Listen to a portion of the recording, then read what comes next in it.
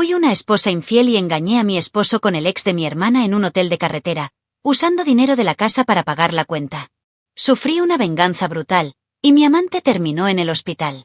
Si te gustan las historias de traición y venganza, dale me gusta al vídeo, suscríbete al canal y activa la campanita para recibir notificaciones de nuevas historias.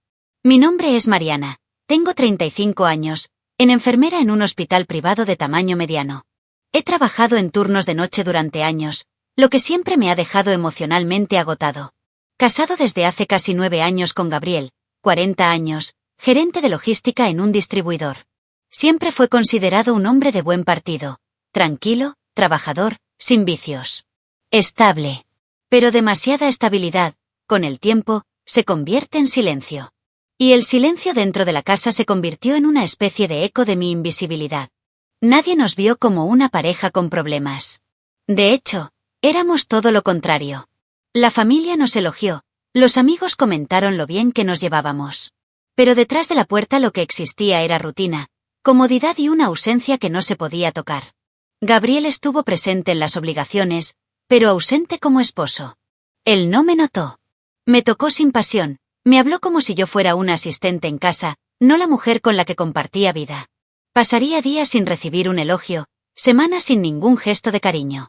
Y lo único que escuché fueron los mismos comentarios: tienes suerte de tener un hombre que no bebe, no hace trampa, no grita. Como si eso fuera suficiente. Como si eso negara el hecho de que me sentía como un mueble en la casa, útil, limpio, pero invisible. Empecé a preguntarme, ¿era esto lo máximo que la vida me iba a ofrecer? Fue en este estado, vulnerable, necesitado y exhausto, que Tiago reaparecido. Tiene 38 años, vendedor autónomo, y ya era parte de la familia, desde hacía un tiempo. Era el exnovio de mi hermana.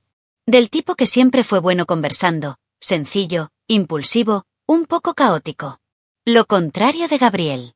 Cuando le dio me gusta a una foto mía en las redes sociales y envió un "se fue. ¿Todavía me recuerdas?", mi corazón se aceleró. Y en el fondo sabía que no era un mensaje cualquiera. Empezamos a hablar directamente. Primero con la educación. Luego, con bromas. Hasta que dijo algo que me tomó por sorpresa: siempre fuiste la hermana que más me llamó la atención. Lo leí con las manos temblorosas. Sentí una mezcla de ira, curiosidad y emoción. Me fui a dormir con esos golpes en la cabeza. Estuvo mal, pero por primera vez en mucho tiempo alguien me vio como una mujer. Al final de la semana dijo: ¿tomamos un café? Solo hablamos. Y dije que sí. Sin pensar. Sin racionalizar. Pensé que tendría un turno extra en el hospital, me puse ropa que ni siquiera recordaba que tenía, me puse un perfume que no había usado en meses. No fue solo el café. Quería que me miraran, me desearan, me tocaran de nuevo. Y eso es exactamente lo que hizo. Al café llegó sonriendo como si no hubiera pasado entre nosotros. Llevaba una camiseta sencilla, una barba incipiente y los mismos modales libertinos que siempre enojaban a mi hermana.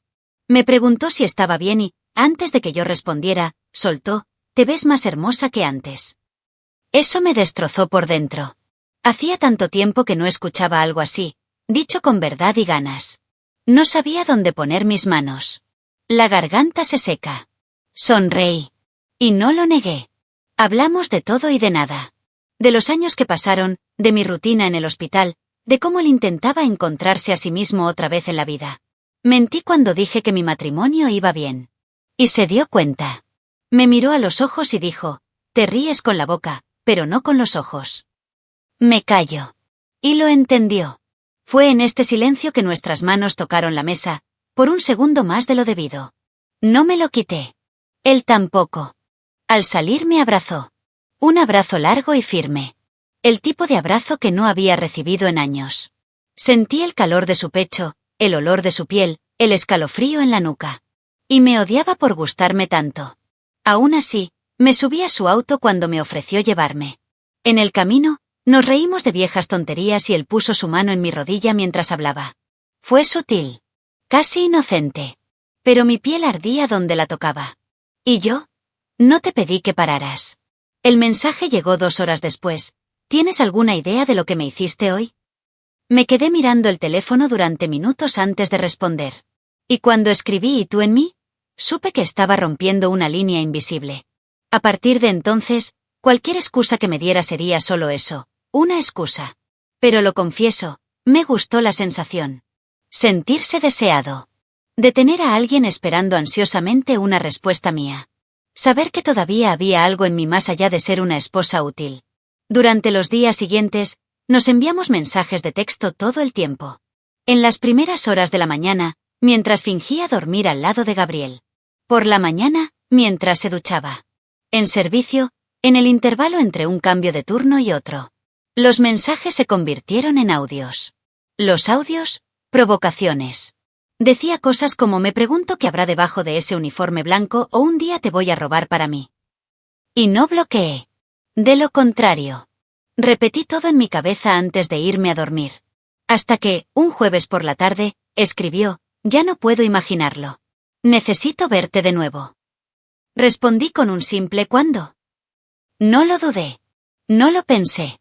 Simplemente actué. Y en ese momento no me sentí un traidor. Me sentí vivo. Eran sentimientos que habían estado latentes durante tanto tiempo que parecían nuevos. Pero nada de lo que imaginé me prepararía para lo que vendría después. Me recogió al final de un turno de noche. Estaba exhausto pero ansioso. Me vestí discretamente. Me perfumé solo en las partes que él tocaría. Me subí al auto con el corazón acelerado, las manos frías y un pensamiento que no dejaba de martillearme. No hay vuelta atrás. Tiago condujo en silencio durante unos minutos. Cuando se detuvo en un sencillo hotel de carretera, ni siquiera tuve que preguntar. Él ya había decidido por los dos. Pagado 4.500 pesos en efectivo. Aquí nadie hace preguntas, dijo, sin mirarme. La habitación era pequeña, con pintura vieja desconchada en las paredes cerca de la ventana, olor a cigarrillo atrapado en las cortinas y un ventilador de techo que chirriaba a cada vuelta. Las sábanas estaban limpias pero ásperas, y había una luz amarillenta en un rincón, que hacía que todo pareciera una escena prohibida. Me empujó contra la puerta tan pronto como entró, sujetándome la nuca con firmeza y me besó como si intentara borrar años de frustración. Sus manos bajaron directamente a mis caderas, bajándome los pantalones sin pedir permiso, sin dudarlo. Me desnudó como si alguien arrancara un secreto de su cuerpo. Cuando me acostó en la cama y me penetró, el colchón hizo un ruido ahogado. Cerré los ojos y dejé escapar un gemido breve, sucio, casi involuntario. Me sentí avergonzada y cachonda al mismo tiempo. No hubo conversación, solo el ruido de los cuerpos chocando y la respiración agitada de dos personas equivocadas que intentaban encontrarse. Después nos tumbamos un rato. Me quedé mirando el techo manchado mientras él pasaba sus dedos por mis caderas. Ninguno de nosotros dijo nada. Hasta que se rió en voz baja y dijo, «¿Sabes a problemas?» Y yo también me reí. Por dentro me sentía asquerosa y necesaria al mismo tiempo. Como si alguien finalmente me hubiera recordado que yo era más que los deberes que desempeñaba. Y eso, me hizo adicto. Esa semana inventé otra excusa y regresé. Y otra vez. Y otra vez. Las reuniones se convirtieron en una rutina oculta. Cada vez, un motel diferente. Un nuevo toque. Una excusa peor. Cada sexo fue una reafirmación de que todavía era deseable. Y cada orgasmo, un escape de la vida que yo mismo construí. Sabía que podría destruirme. Pero no pude parar más. Fue como si me hubiera dado una droga y yo no quisiera curarme. Empecé a sacar dinero de la cuenta de la casa. Primero usé valores pequeños, como alguien que prueba límites, 1.800 pesos aquí, 2.500 allá. Luego vinieron gastos mayores, ropa interior, reservas, transporte, comida. Gabriel me confió la tarjeta. Y traicioné esa confianza cada vez que ingresé la contraseña para alimentar mi adicción. Estas son emergencias, me repetí, aunque sabía que era una mentira descarada. En el fondo, pensé que podía controlarlo. Que serían solo unas cuantas reuniones, un respiro y luego todo volvería a la normalidad. Pero solo hoy se convirtió en una vez más. El último se convirtió en necesito más.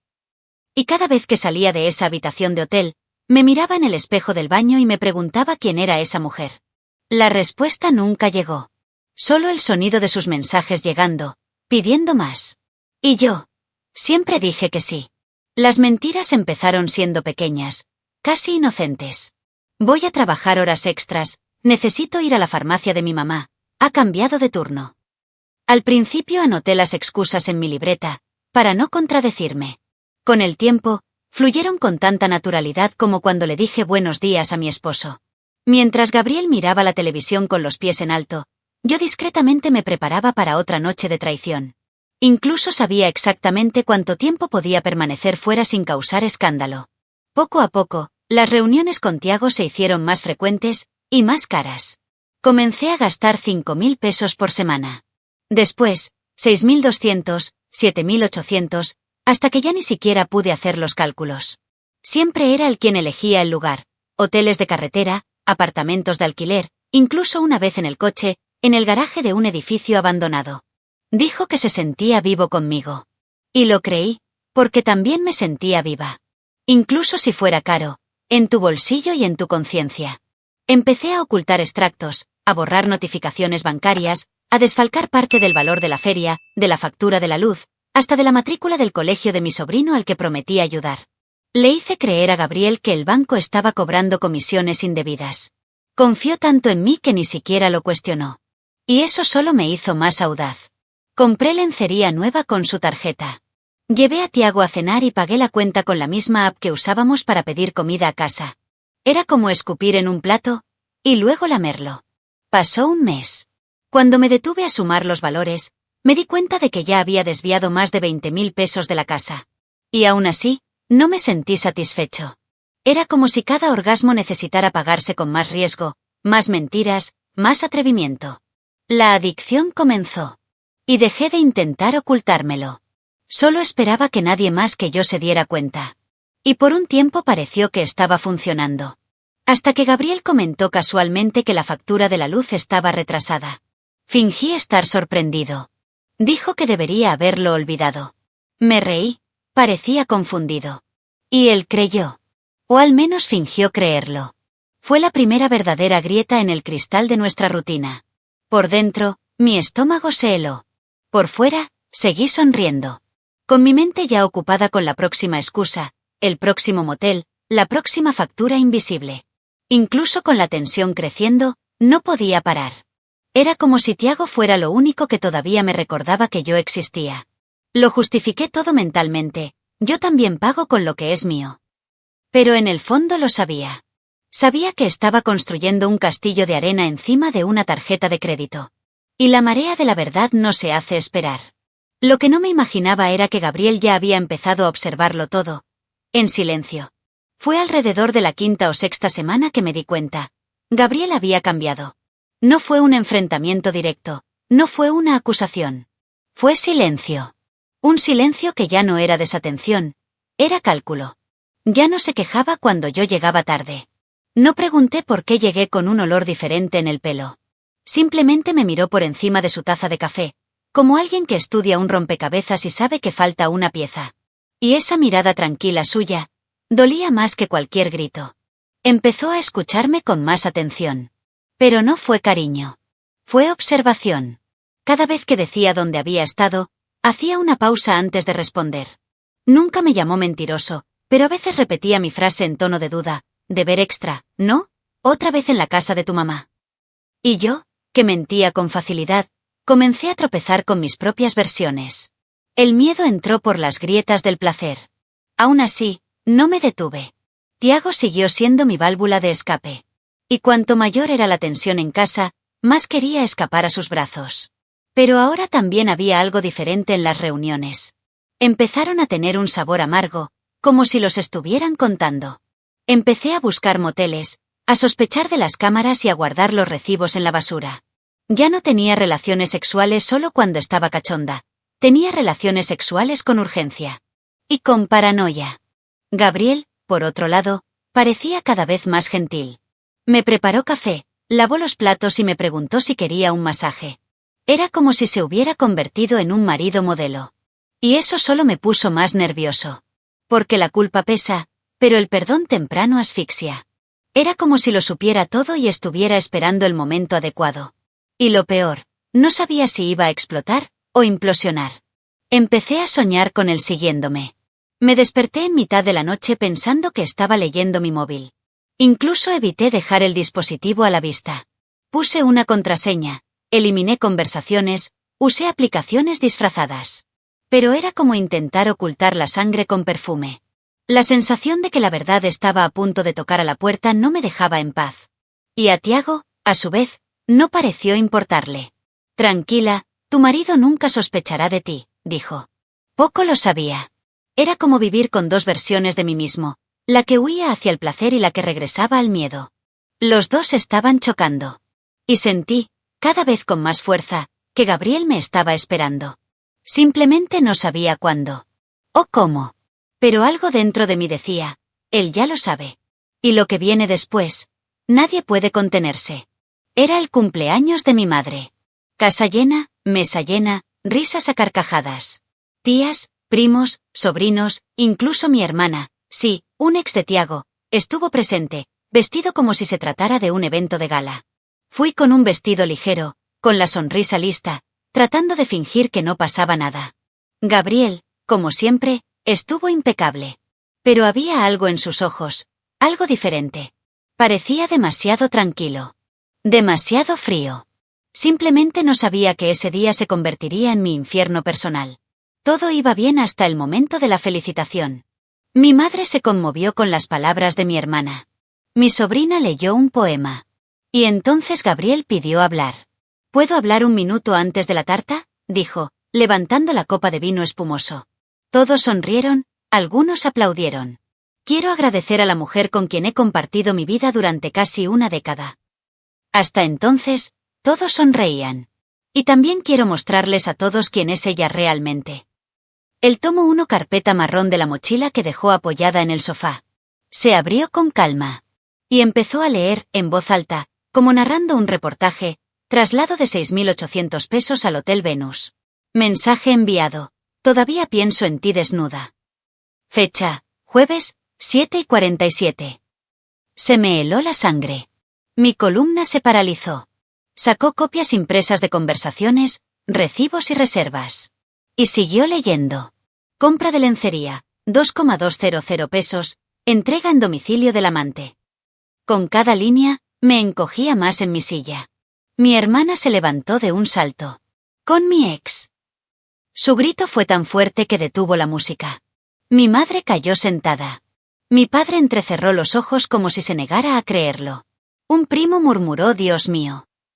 Intenté hablar. Abre la boca. Decir que no fue así. Pero la garganta se cerró.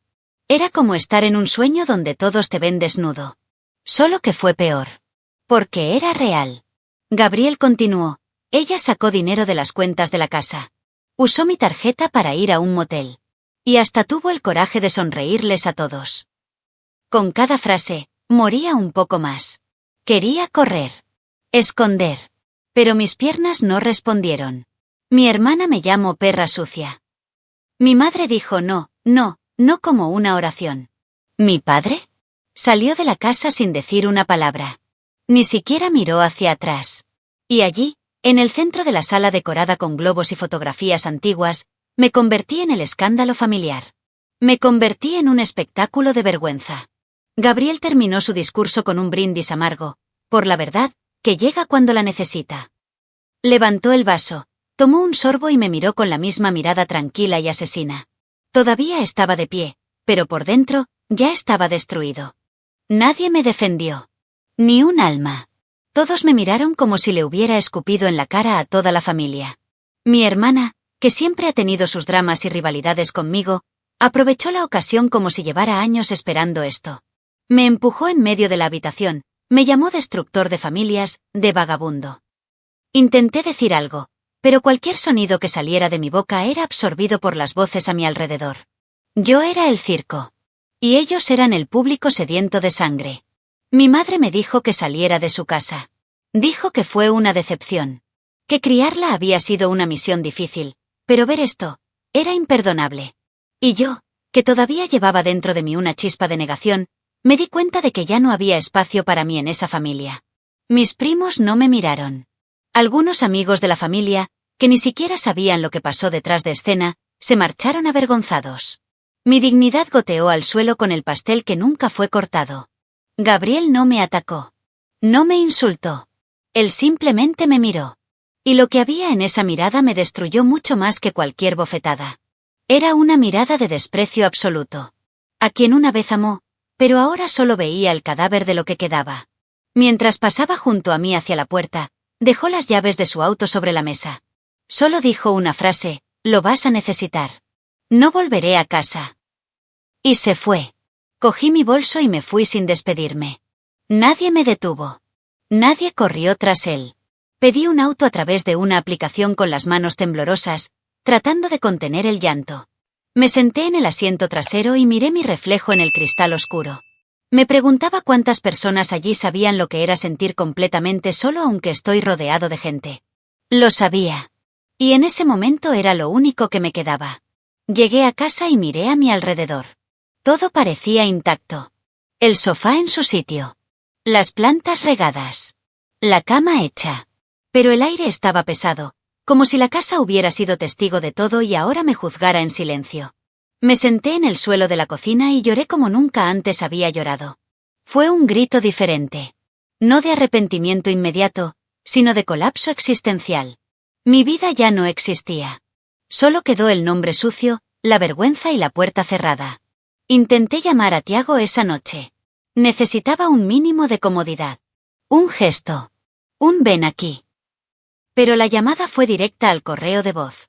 Lo intenté de nuevo. Y otra vez. Nada. Ni señal azul ni visualizada. Solo el eco de una ausencia que ya parecía una respuesta. Y en ese momento, entre el silencio de Gabriel y la desaparición de Tiago, me di cuenta de que el fondo del pozo aún tenía sótano. El escándalo del partido fue solo el comienzo. Al día siguiente, Gabriel desapareció de la casa temprano en la mañana y regresó horas después, solo para recuperar lo que quedaba de su ropa. Pero esa mañana, mientras yo lloraba en posición fetal en el piso de la cocina, él se fue directo al barrio donde vivía Tiago. Encontró su auto estacionado en la acera, justo frente a la puerta. Nadie imaginaba que Gabriel fuera capaz de eso. Con una barra de hierro en sus manos, comenzó a destruir el coche pieza por pieza, como si estuviera rompiendo cada mentira que tragó en silencio. Los vecinos dijeron que el ruido era ensordecedor. Cristales rotos, alarma sonando, neumáticos desinflados uno a uno. Tiago, asustado, salió corriendo de la casa con el celular en la mano. Gritó que iba a llamar a la policía. Pero no hubo tiempo. Gabriel dejó caer la barra de hierro al suelo y fue hacia él con los puños cerrados, sin darle oportunidad de reaccionar. Los dos rodaron sobre el asfalto. Tiago intentó escapar, pero Gabriel lo presionó contra el portón y desató años de frustración a golpes y codazos. La policía llegó tras una denuncia anónima. Pero ya era demasiado tarde. Tiago fue llevado al hospital con el nariz rota, 2 brazos fracturados y su cara estaba tan hinchada que apenas podía abrir los ojos. ¿El auto? Un cadáver irreconocible. Espejos arrancados, faros destrozados, techo abollado como si lo hubieran pisoteado. A Gabriel se lo llevaron el patrullero, pero pagó la fianza y se fue ese mismo día. No le dije una palabra a nadie. No es un mensaje. Ni una mirada atrás. Intenté llamar a Tiago. Enviar mensaje. Pregúntale cómo estaba. Silencio absoluto. En el hospital se negó a verme. Me dijo que no quería volver a saber de mí nunca más. Dijo que fue mi culpa. Que lo había arrojado a los leones. Como si hubiera olvidado que él fue quien me alimentó con sangre primero. Fui tras lo que destruyó mi vida, y se escapó como un ratón. Con la ayuda de un amigo, descubrí que su familia se llevó a Tiago a otra ciudad tan pronto como le dieron el alta. Vendieron el coche destruido como chatarra. Borró las redes sociales, cambió su número y desapareció del mapa. Era como si nunca hubiera existido. Y yo, que lo aposté todo a esta podrida relación, me quedé solo para recoger los pedazos. Nada de lo que quedó fue utilizable. Ni siquiera emocionalmente. No financieramente. Al final del mes, hice los cálculos. Más de 30.000 pesos desaparecieron de la cuenta de la casa, gran parte de ella, absorbida por reuniones, obsequios, transporte y moteles baratos. Gabriel bloqueó mi acceso a la cuenta conjunta, solicitó el divorcio y me dejó solo una mochila con ropa y el sofá de la sala. Regresé a casa de mi tía, durmiendo en una habitación con moho en las paredes y un colchón que ni siquiera cabía bien en el espacio. ¿Mi reputación? Quemado. ¿Mi nombre? Basura. ¿Mi autoestima? No sé dónde lo dejé. Quizás en alguna hoja de motel. Hoy me despierto todos los días en una habitación de 3x3, con moho en las paredes y el sonido de la calle entrando por una ventana sin cortinas. Duermo en un colchón torcido que me prestó la vecina de mi tía. El techo tiene manchas que se mueven cuando llueve. El suelo cruje a primera hora de la mañana. El armario tiene 2 puertas y una de ellas no cierra correctamente. Y, sin embargo, este espacio es mejor que el silencio de esa casa donde fui esposa, cuidadora, proveedora y tramposa. Mi celular actual es viejo, con la pantalla rota en una esquina. Vibra menos que mi autoestima. Con cada llamada, mi corazón se acelera pensando que es Gabriel. Pero nunca lo es. Es un cargo. Es spam. Oh, silencio. Me alejé de las redes sociales. Eliminé las aplicaciones en las que solía mentir y nunca volví a comprar lencería. El espejo del baño está manchado. Y cuando me veo en él, parezco alguien que todavía está de luto, pero el muerto soy yo mismo. Mi madre no me ha mirado a los ojos desde la fiesta. Cuando llama, solo habla con mi tía. Dice que ora por mí, pero ya no puede orar conmigo. Mi hermana me bloqueó de todo. Dijo que si me veía en la calle me daría una paliza. Y una parte de mí lo cree. Porque ella fue la que más perdió. Porque fui yo quien abrió la puerta para que el veneno entrara a la familia. Nadie me ha abrazado desde esa noche. Nadie me pregunta si estoy bien, porque todo el mundo ya piensa que no merezco estarlo. Gabriel nunca volvió a responder nada. Su abogado solicitó el divorcio a toda prisa. La audiencia duró menos de 20 minutos. Ni siquiera me miró a los ojos. Simplemente firmó, se levantó y se fue. Como quien se quita un peso de encima. Como alguien que entierra un cuerpo. Dejó solo la llave del sofá y una nota con una frase que aún resuena en mi cabeza. Mataste algo que nunca volverá a nacer. Eso dolió más que cualquier puñetazo. Porque era verdad. ¿Tiago? Desapareció. Desapareció con ambos brazos enyesados y su cobardía intacta. Me culpó de todo. Dijo que arruiné su vida. Pero la verdad es que se fue porque nunca quiso quedarse. Me bloqueó todo, desapareció del pueblo, vendió el auto como chatarra.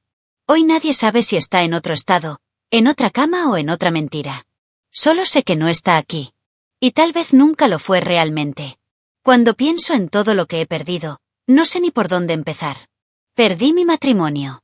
Mi casa. Mi nombre. Mi credibilidad. Perdí amigos. Vecinos que cruzan la calle al verme. Tías que me excluyeron del grupo familiar. Niños preguntando por qué desapareció la tía Mariana.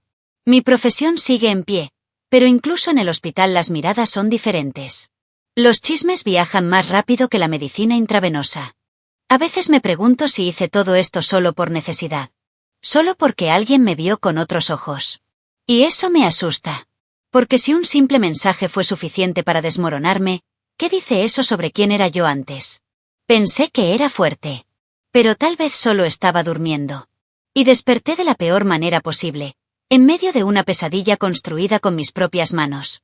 Camino por las calles con los auriculares quitados solo para evitar la conversación. Evito lugares donde sé que podrían reconocerme. Compro comida con la cara vuelta. Compro en el mercado con la gorra bajada. Cada vez que una mujer me mira mal, imagino que ya escuchó mi historia. Y a veces escucho susurros que tal vez ni siquiera sean sobre mí. Pero duele como lo son. Porque el peso de la vergüenza es eterno.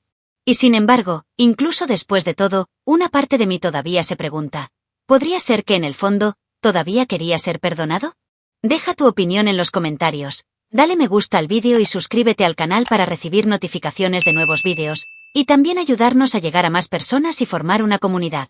Disfruta y mira una de las historias que van apareciendo a continuación sobre nuevas denuncias de traiciones y venganza. Hasta la próxima.